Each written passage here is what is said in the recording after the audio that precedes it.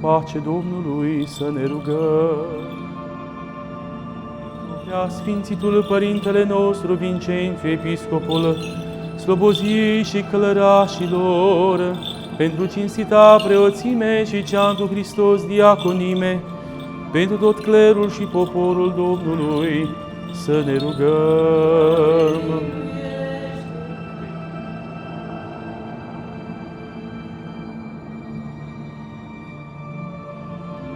Robii lui Dumnezeu, Nicolae, Valentin și Ionela Mădălina, care acum se logodesc unul cu altul și pentru mântuirea lor, Domnului să ne rugăm.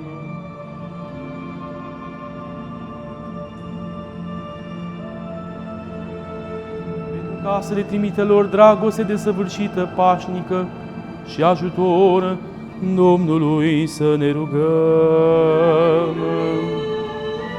Pentru ca să fie binecuvântați în deplină înțelegere și în credință tare, pentru ca să fie păziți în viață și purtare fără prihană, Domnului să ne rugăm.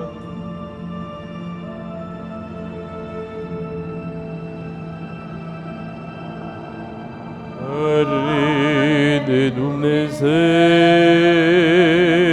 miluiește!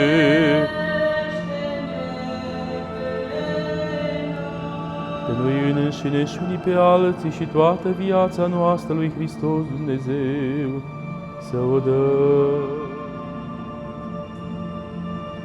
Rebecca și-a iertat pe ei moștenitori făgăduinței tale, însuși binecuvintează și pe robii tăi aceștia, Nicolae, Valentin și Ionela Mădălina, povățându-i pe ei spre toată fapta bună, că milostiv și iubitor de oameni Dumnezeu este, slavă înălțăm Tatălui și Fiului și Sfântului Duh, acum și pururea și în vecii vecilor.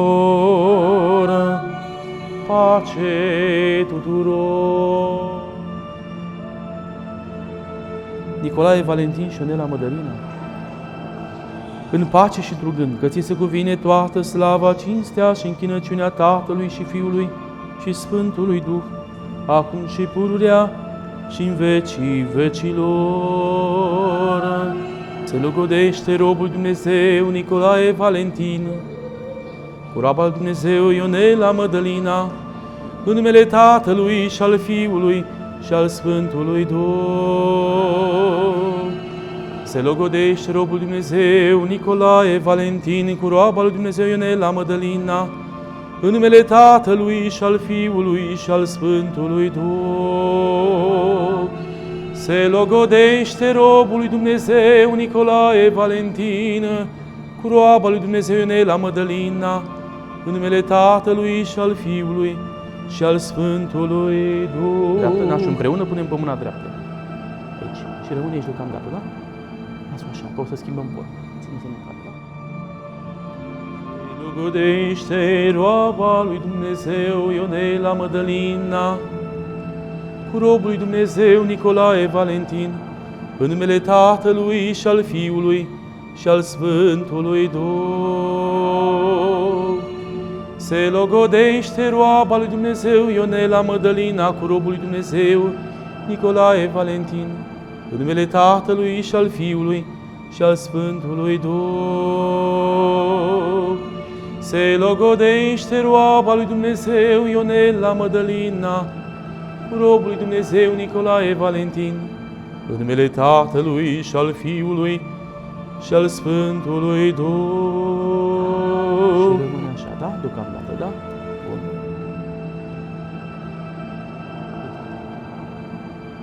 Da? Așa de zi, da? Bine, da? Mâna dreaptă. Stânga. Iată. Bravo. Așa de zi, da? Bun.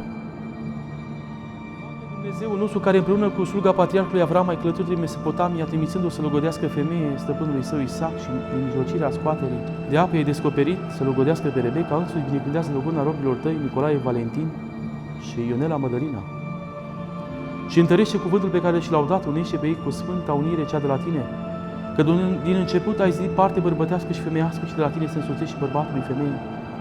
spre ajutor și spre dăinuirea neamului omenesc, însuți dar stăpâne Dumnezeul nostru, Cel ce trimis adevărul peste moștenirea ta și cu dăduința ta peste robii tăi, părinții noștri cei aleși ai tăi din neam în neam, caută spre robul tău acesta, Nicolae Valentin, și spre roba ta, Ionela Mădălina, și întărește logodna lor în credință, în înțelegere, în adevăr și în dragoste. Că Tu, Doamne, ai arătat să se dea logodire, să întărească toate. Prin el s-a dat lui Iosif stăpânire în Egipt, prin inel s-a preamărit Daniel în țara Babilonului. Prin inel s-a arătat adevărul ta mare, prin inel Părintele nostru cel Ceresc s-a îndurat spre Fiul cel Ispitor. Când a zis, dați-ne-l în dreapta lui și junghind vițelul cel gras, mâncând să ne veselim. Această dreapta ta, Doamne, a întrarmat pe Moise în Marea Roșie, căci prin cuvântul Tău cel adevărat, cerurile s-au întărit și pământul s-a întemeiat, și dreapta robilor Tăi să se binecuvinteze cu cuvântul Tău cel puternic și cu brațul Tău cel înalt. Însuți, dar și acum, Stăpâne, binecuvintează această punere a inelurilor cu binecuvântare cerească și Îngerul Domnului să meargă înaintea lor în toate zilele vieții lor. Că Tu ești Cel ce binecuvintezi, sfințești toate câte sunt, și Ție slavă înălțăm. Slavă Ție, Dumnezeul nostru, slavă Ție, femeia Ta ca o vie roditoare, în laturile casei Tale, fiii Tăi ca niște vlăstare de măslin împrejurul mesei Tale. Slavă Ție, Dumnezeul nostru, slavă Ție!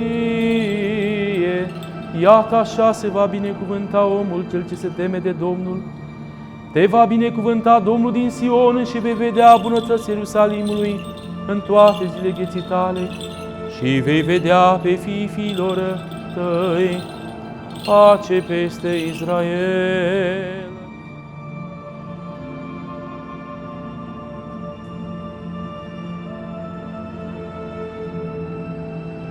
Toată făptura care din iubirea Ta de oameni ai făcut cu asta strămoșului Adam în femeie și ai binecuvântat pe ei și ai zis, crește și vă mulțiți și stăpâniți pământul. Și pe amândoi i-a arătat un trup prin însoțire, căci pentru aceasta va lăsa omul pe tatăl său și pe mama sa și se va uni cu femeia sa și vor fi amândoi un trup, și pe care Dumnezeu i-a unit, omul să nu despartă. Cel ce ai binecuvântat pe robul tău Avram și ai deschis pântecele sare și l-ai făcut tată al multor neamuri, Cel ce a dăruit pe Isaac Rebeca și a binecuvântat nașterea ei, care a însoțit pe Iacov cu Rahela și din ei a dat 12 patriarhi, Cel ce a însoțit pe Iosif cu Asineta și le-ai dăruit lor prunci pe Efrem și pe Manase, care a primit pe Zaharia și pe Elisabeta și le-ai dat lor prunc înainte mergătorul, Cel ce din rădăcina lui Iesei și după trup ai crescut pe pururea Fecioara și din ea te-ai întrupat și te-ai născut pentru mântuirea neamului omenesc, care pentru negritul tău dar și multa bunătate ai venit în Cana Galilei și nunta care era acolo ai binecuvântat-o, ca să arăți că din voia ta se face însoțirea aceea după lege și nașterea de prunci în această însoțire.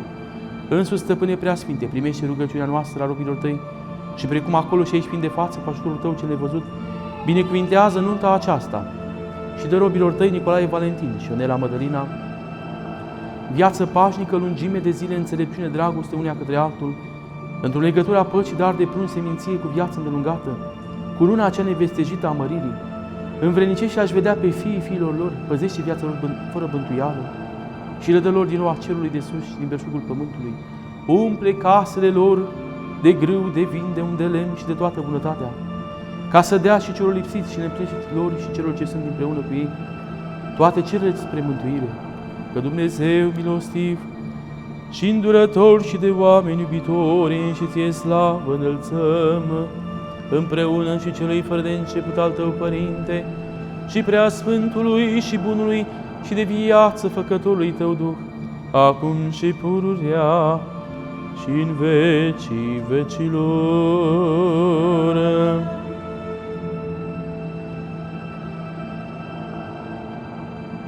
Stăpâne, cel din început ai zis pe om și l-ai pus pe el ca pe un stăpân al făpturii și ai zis, nu este bine să fie omul singur pe pământ, să-i facem lui ajutor din trânsul. Și luând una din coastele lui, i-ai zidit femeie pe care, văzându-o, Adam a zis, iată acum os din oasele mele și trup din trupul meu, aceasta se va numi femeie, căci din bărbatul tău s-a luat ea. Pentru aceasta va lăsa omul pe tatăl său și pe mama sa și se va uni cu femeia sa și vor fi amândoi un trup. Și pe care Dumnezeu i-a unit omul să ne despartă. Și acum, Stăpâne, Doamne, Dumnezeul nostru, trimite harul Tău cel ceresc peste robii Tăi, Nicolae, Valentin și Ionela Mădălina, și de roabei Tale acesteia să se plece în toate bărbatului său, și de robului Tău acestuia să fie cap femeii, ca să viețuiască după voia Ta. Binecuvintează pe ei, Doamne, Dumnezeul nostru, precum ai binecuvântat pe Avram și pe Sara. Binecuvintează pe ei, Doamne, Dumnezeul nostru, precum ai binecuvântat pe Isaac și pe Rebecca. Binecuvintează pe ei, Doamne, Dumnezeul nostru, precum ai binecuvântat pe Iacov și pe toți patriarhii. Binecuvintează pe ei, Doamne, Dumnezeul nostru, precum ai binecuvântat pe Iosif și pe Asineta. Binecuvintează pe ei, Doamne, Dumnezeul nostru, precum ai binecuvântat pe Moise și pe Semfora. Binecuvintează pe ei, Doamne, Dumnezeul nostru, precum ai binecuvântat pe Ioachim și pe Ana. Binecuvintează pe ei, Doamne, Dumnezeul nostru, precum ai binecuvântat pe Zaharia și pe Elisabeta. Păzește pe aceștia și pe Mire și pe Mireasă, Doamne, Dumnezeul nostru, precum ai păzit pe noi în corabie. Păzește pe ei, Doamne, Dumnezeul nostru, precum ai păzit pe Iona în pântecele chitului. Păzește pe ei, Doamne, Dumnezeul nostru, precum ai păzit de foc pe Sfinții Trei Tineri, trimițându-le lor rouă din cer, și să vină peste ei bucuria aceea pe care a avut-o fericita Elena când a aflat cinstita cruce. Adu-ți aminte de ei, Doamne, Dumnezeul nostru, precum ți-ai adus aminte de Enoch, de Sem și de Ilie. Adu-ți aminte de ei, Doamne, Dumnezeul nostru, precum ți-ai adus aminte de Sfinții Tăi 40 de mucenici, trimițându-le lor cu unul din cer. Adu-ți aminte, Doamne, Dumnezeul nostru, și de părinții lor care i-au născut și i-au crescut, pentru că rugăciunile părinților întăresc temeriile caselor copiilor. Adu-ți aminte, Doamne, Dumnezeul nostru, și de robii Tăi, Mădălin, Viorel și Simona, nașii lor și de nuntașii care s-au adunat la săvârșirea acestei sfinte taine. Adu-ți aminte, Doamne, Dumnezeul nostru, de robul Tău, Nicolae Valentin, și de roaba Ta, Ionela Mădălina, și binecuvintează pe ei.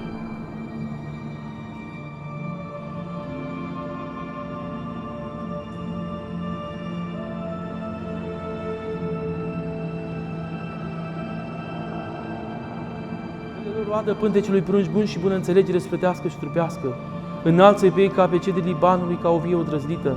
De lor roadele pământului, ca toată îndesfloarea având, să sporească spre toată fapta bună și bine plăcută Ție, să vadă pe fiii filor lor, ca niște mlădițe tinere de măzini împrejurul mesei lor, și bine plăcând înaintea Ta, să strălucească precum luminătorii pe cer întru Tine, Domnul nostru, căruia să cuvine slava, puterea, cinstea și închinarea. Da? Cu roaba Ta, Ionela Mădălina. Așa. Da? Țineți așa. O perioadă de timp așa rămâneți.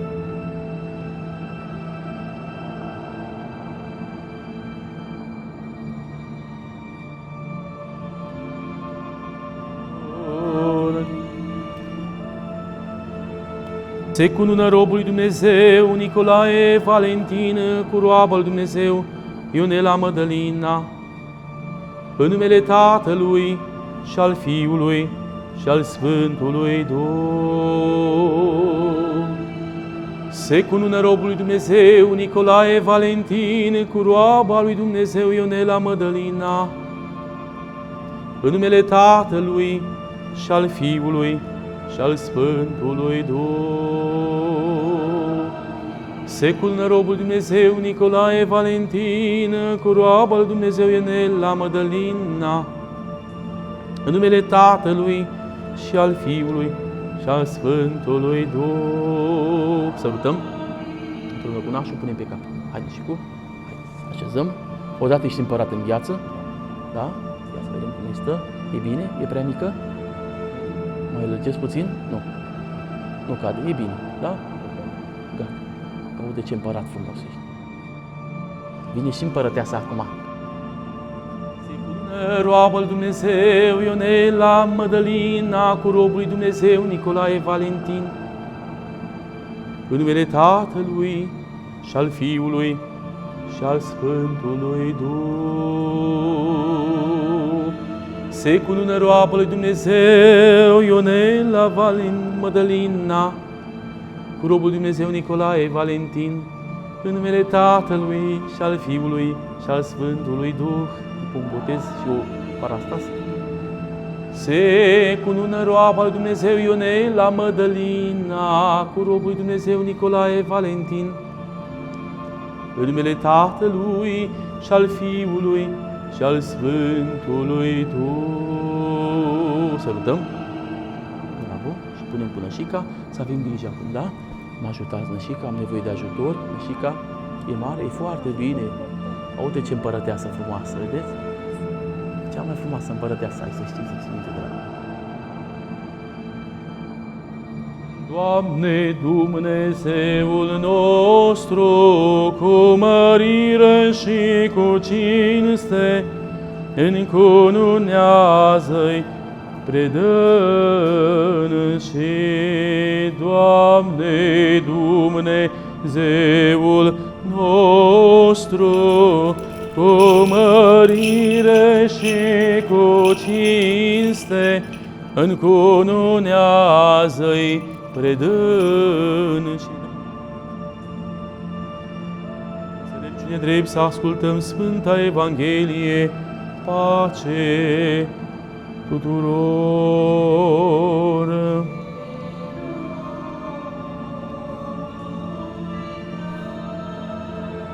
Din Sfânta Evanghelie de la Sfântul Apostol și Evanghelist Ioan citire. Ție, Doamne, mărire, ție.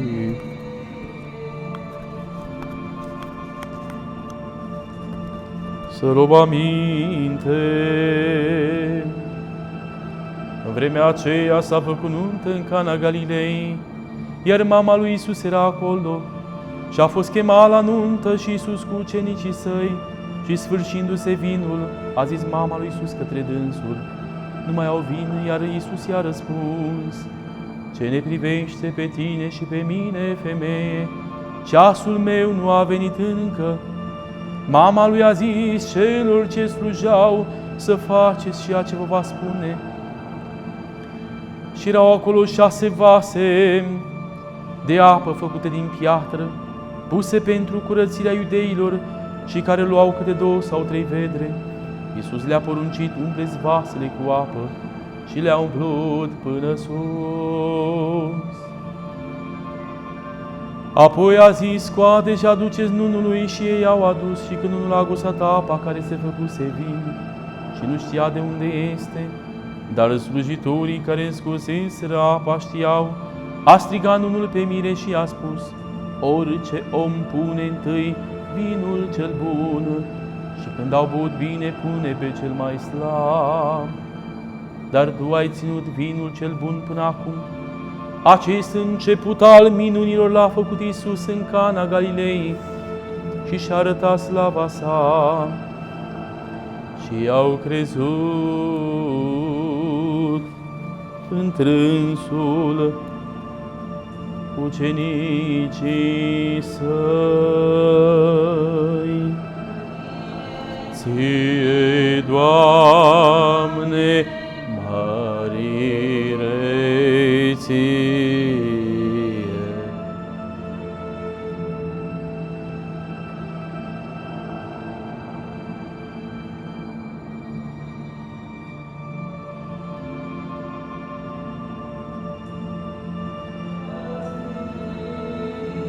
Ține mâna dreaptă, ține-o la fel, așa uniți.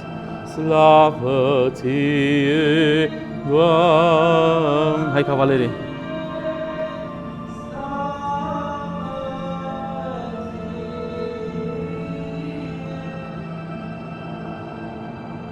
Doamne, miluie!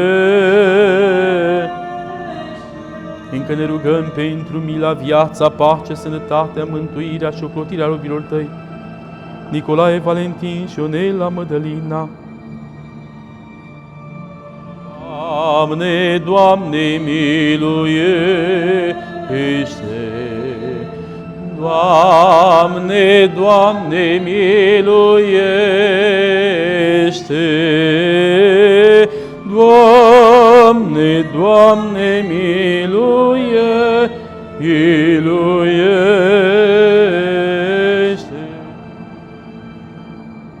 Nicolae, Valentin și Ionela Mădălina.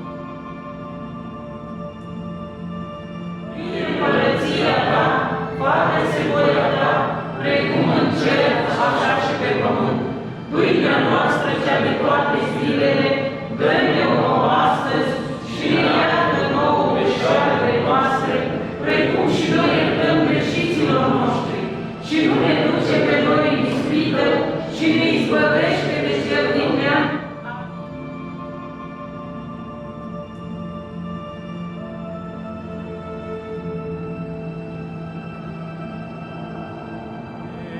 Să avem grijă să nu dăm pe noi, da? Înțelegeți, da?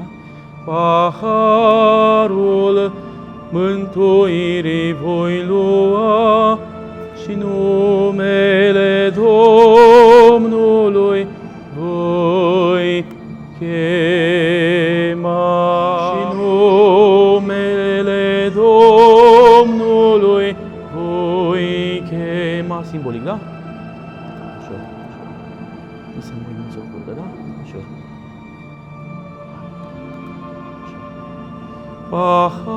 Paharul mântuirii voi lua și numele Domnului.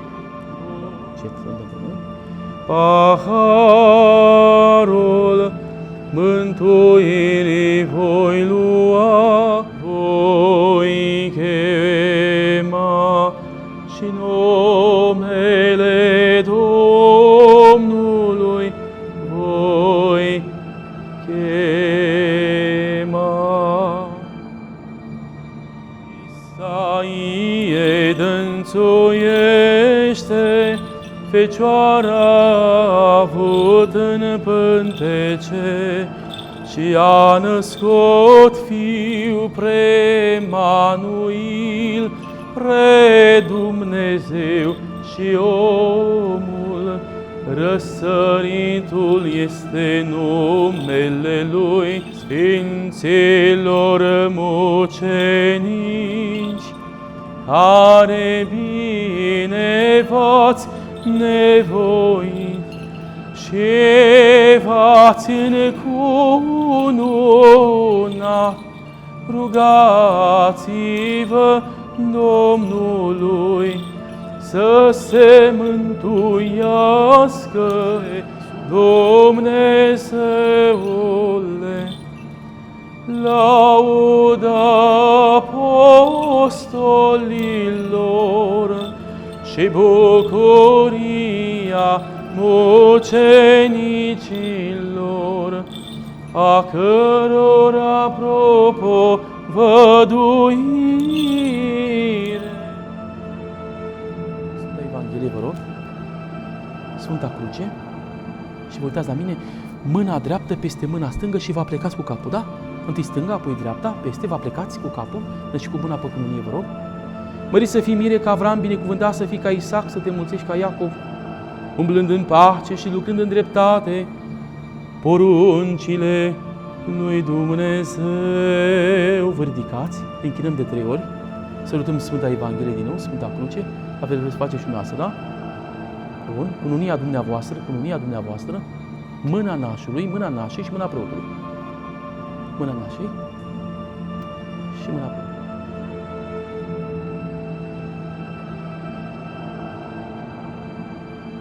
Sărutăm Sfânta Evanghelie.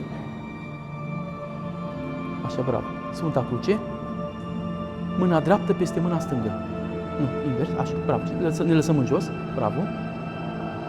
Și tu, mireasă mărită, să fii ca Sara, să te veselești ca Rebecca, să te mulțești ca Rahela, veseliindu-te cu bărbatul tău și păzind înduielile legii, că așa binevoit Dumnezeu mă ajutați și ca mine. Din nou ne ridicăm să ne închinăm de 3 ori, să cântăm Sfânta Evanghelie, Sfânta Cruce, cununia dumneavoastră, cununia soțului imediat, mâna nașei, mâna nașului și mâna preotului. Și vă întoarceți în formație, vă rog. Da? Din nou aceeași procedură. Dacă fiilor duhovnicești, prin punerea mâinilor pe Sfânta Evanghelie și pe Sfânta Cruce, a săvârșit jurământ înaintea Sfântului Altar, că veți păzi legătura dragostei și a unirii între voi până la mormânt, curată, neîntreruptă, dreaptă și cinstită, și că nu vă veți abate de la datorile voastre niciunul, nici altul, urmând ce este plăcut lui Dumnezeu, și oamenilor. Amin. Domnului să ne rugăm. Tu care ai venit în Cana Galilei și nunta de acolo ai binecuvântat-o, binecuvântează pe robii tăi aceștia, Nicolae, Valentin și Ionela Mădălina, care cu purtarea de grijă s-au însoțit prin unirea anunții, binecuvântează intrările și ieșirile lor, înmulțește cu bunătăți viața lor, primește cu numele lor împărăția ta, păzindu-i curați, fără prihană și neasupriți în vecii veciuri. Amin. Pace tuturor și Duhului tău, capetele voastre, Domnului, să plecați ție, Doamne. Tatăl, Fiul, Sfântul Duh, treimea cea de o ființă, după o sfântă și de o ființă și începătoare de viață, o Dumnezeire și o împărăție să vă binecuvinteze pe voi, să vă dea vouă o viață îndelungată, naștere de prunci buni, spor în viață și în credință. Să vă umple pe voi de toate bunătățile cele pământești și să vă învrednicească de desfătarea bunătăților celor făgăduite, pentru rugăciunile preasfinte, născătoare de Dumnezeu și ale tuturor sfinților tăi.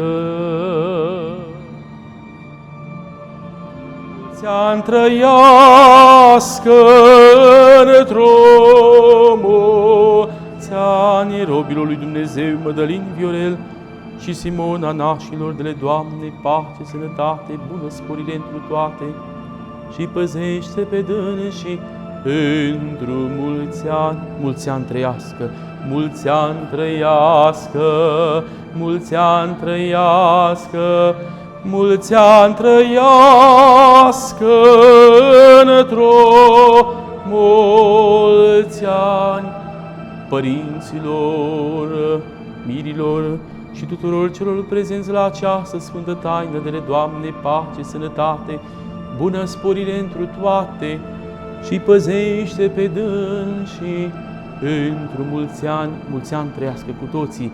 La mulți ani cu sănătate să vă dea Domnul tot ce doriți, zile seline și fericire, la mulți ani să trăiți, la mulți ani să trăiți. Viața numai lumină, ca în lumină să trăinuiți, pentru credință și mântuire, la mulți ani să trăiți, la mulți ani să trăiți. Mulți ani trăiască! În primul rând vreau să vă mulțumesc că ați ales această Sfântă Biserică și am găsit calea cea mai bună de a săvârși această taină.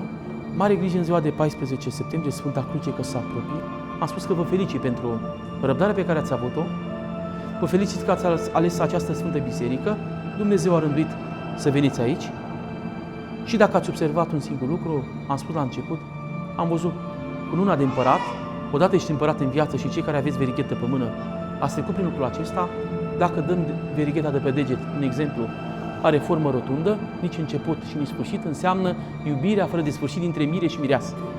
Asta e simbolistica verighetei, iubirea fără sfârșit dintre cei doi soți. Pe de altă parte, nașii sunt părinții spirituali, avem în spate părinții trupești, avem și părinții spirituali dumneavoastră ca nași și vă încurajez în continuare să cununați. Dumnezeu ajută, mila lui Dumnezeu asupra dumneavoastră și, de ce nu, bunăvoința lui Dumnezeu în casa dumneavoastră să reușiți multe lucruri pe care dumneavoastră vi le propuneți. Căsătoria este înțeleasă greșit de mulți tineri. Ce înseamnă căsătorie?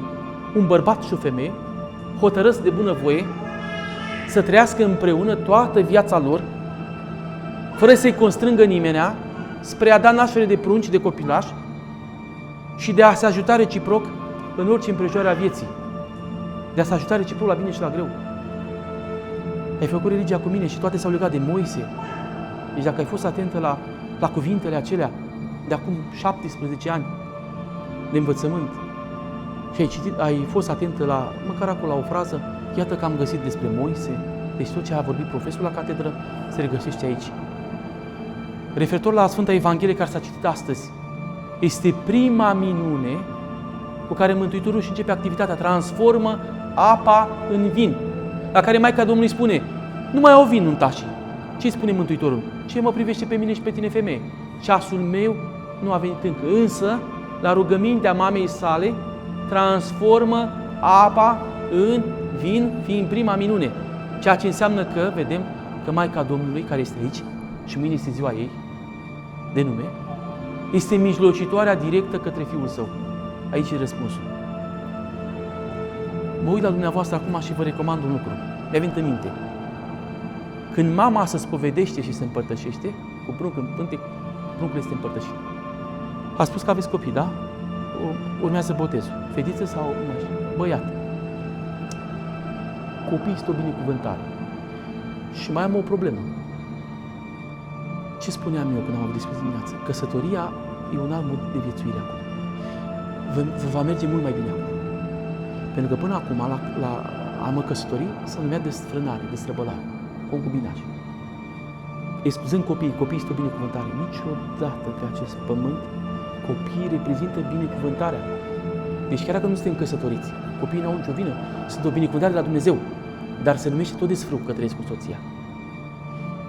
Legătura trupească, vorbind în termeni mai înalți, între un bărbat și o femeie, este permisă doar în cadrul căsătoriei. Stop. Și atunci se evită desfrânarea. Abia de astăzi, ia uitați și frumos, Sfântul Altar, care luminează candela în fața crucii Mântuitorului, acolo ați depus jurământul de iubire. Astăzi avem ca materie jurământul de iubire. Aveți o datorie, să vă respectați nașii. Dacă, Doamne ferește, am o problemă și cer sfat părinților sau tata socrului, mama soacrei și văd că sfatul acela nu mi este în totalitate, am voie să cer sfat și de la părinții spirituali. Ne trecând peste părinții trupești, dar pot cere și sfatul lor. Poți cere sfat de la părinții trupești, părinții spirituali, preotul duhovnic de dimineață, da? Profesorii care ați avut în viață sfat. Și atunci aveți nevoie de sfat. Niciodată în lumea aceasta ieșim din biserică, lumea e frumoasă, dar și răutăcioasă pe de altă parte. Și trebuie să fiți puternici, sunteți doi.